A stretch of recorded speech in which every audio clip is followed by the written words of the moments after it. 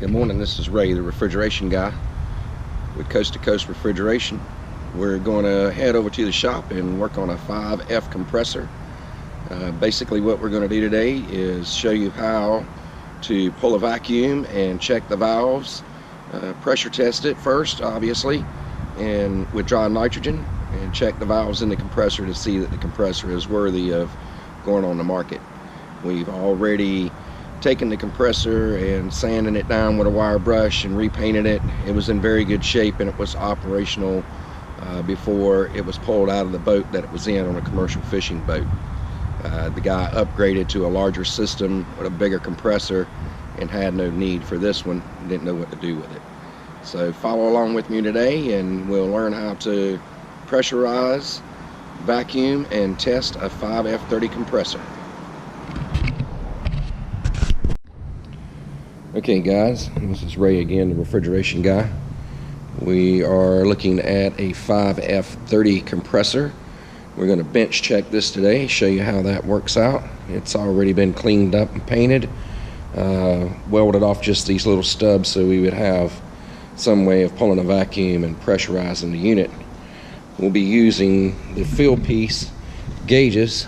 I'm not sure how many of you are familiar with these gauges, but they're absolutely fantastic units to use due to the fact that you can dial in the type of refrigerant you're going to use, read your PSI, do superheat, subcooling, and all the things that you would need to know to make sure that your refrigeration system is not only tight but is also well pressurized.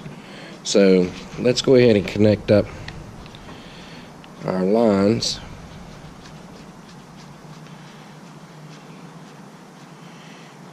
Here, and we'll get started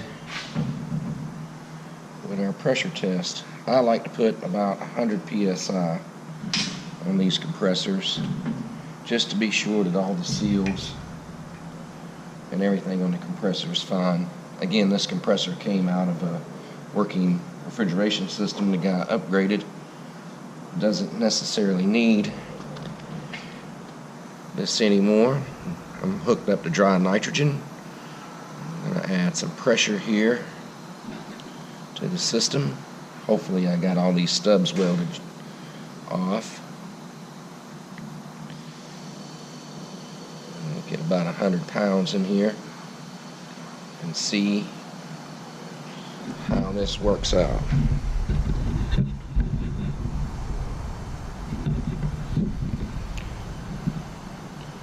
Quite 100 yet.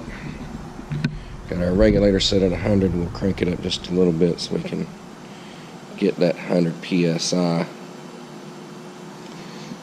back on the gauges. Looks like 109, 93, 94 on the suction side. It's coming up, and there we are. Let it kind of equalize out here for a second or two. Alright, so it looks like we got 100 psi on it. These 5F30s are workhorse of type compressors, open drive as you see, 3-belt shiv. That means you can run at about 15 horsepower according to the factory specifications at 1,750 RPM. These compressors are great for marine use as well as other uses. They're kind of small guys for grocery store applications, but they can certainly pull a good load on it. So let's leave the pressure on here for about 15 minutes, and once we're satisfied and we've equalized out at about 99 psi on both sides, we'll give it about 15 minutes and we'll come back and check on it. So we're back. We've had our pressure test on for about 15 minutes. It's holding pretty good. We had a couple of little tiny leaks around the suction valve gasket. We used the old gaskets, and I'm not sure if you can see that very well. There's a little tiny leak here on our homemade gasket we made this morning. I typically will buy a gasket set before this compressor ever gets installed, but for a bench check, just to see that the valves are good and that the compressor is good, the front shaft seal is good, the heads and all the other things are good and not leaking anywhere. I don't worry too much about the service valves because they're going to come off and either get new stubs welded in them, but nonetheless those gaskets have to be replaced once the compressor is installed and ready for use. But for this example, it looks pretty good. So the next step is to clean up all our soap that we got everywhere and pull a vacuum on it and see how our vacuum works, and that should roughly give us a good idea. We already know it sucks and pumps because it was working when we pulled it out. The oil charge is okay. That will probably get changed depending on the type of refrigerant that's being used. Typically 507 in this compressor, but we'll see. We'll be back. Alright, so we've got a vacuum pulled on it. Not sure if you can see that with the glare, but down to 29 inches of vacuum on it at this particular time. Again, it's not really necessary at this point for just a bench check to see that everything is sealed up to be that low, because the oil is going to get changed, the seals and the service valves are going to get changed upon installation when we finally find a home for it.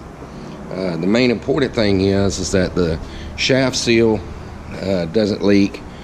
None of the other major gaskets or components leak. The oil pump, nothing like that leaks on it, and that it will stay in a vacuum. We'll end up charging this with nitrogen, just a small charge, just to keep the moisture and air out of it. It's hopefully going to be installed here in a couple of days, and then we'll repeat this process all over again. The process of the vacuum, the pressure test, once all the new seals are in, the oil is in, and then we'll get that vacuum pulled down to a deeper vacuum in the micron area to make sure we got a good dry system. But for just a bench check, it looks really good. And again, it was functioning and working just fine in the boat that it was installed on. So if I had other concerns, or if there was a reason why it wasn't pumping, why we would pull the heads on it, maybe even valve plate it, new gaskets all the way around. But this compressor has been well maintained over the years and well taken care of. There was just minimal amount of rust on it. I mean, it only took just an hour or so to clean it up and just shoot a new little paint on it to keep corrosion down on it. So overall, it's in real good shape. You can see the vacuum is still holding at around 29 inches, even though we got a little tiny squeaker leak on the discharge service valve. It was a homemade gasket made this morning, so yeah, that should take care of it. Hopefully this video will help you understand and give you an idea what a 5F30 Carlisle compressor looks like and what it takes just to bench check one and getting ready for installation. Hopefully there will be future videos coming up when we install this, be a little bit more in depth at that particular time to be sure that everything is tight and ready for the customer so that he's got a good working unit. These compressors are kind of hard to come by these days, and they're kind of small for smaller sport fishermen boats. A lot of guys are going with the 40s, the 60s and on up. These 30s, most people that have them love them and stay with them, especially in the marine world. So stay tuned for more videos from the Refrigeration Guy. Thank you for watching. Please subscribe, add comments if there's something I missed, something you'd like to see me do more of. Maybe it's with tools, maybe it's with compressors, but we'll try to come up with videos that are instructional and good, so you too can see what refrigeration people go through, or maybe you're thinking about getting in the refrigeration field, which I highly recommend.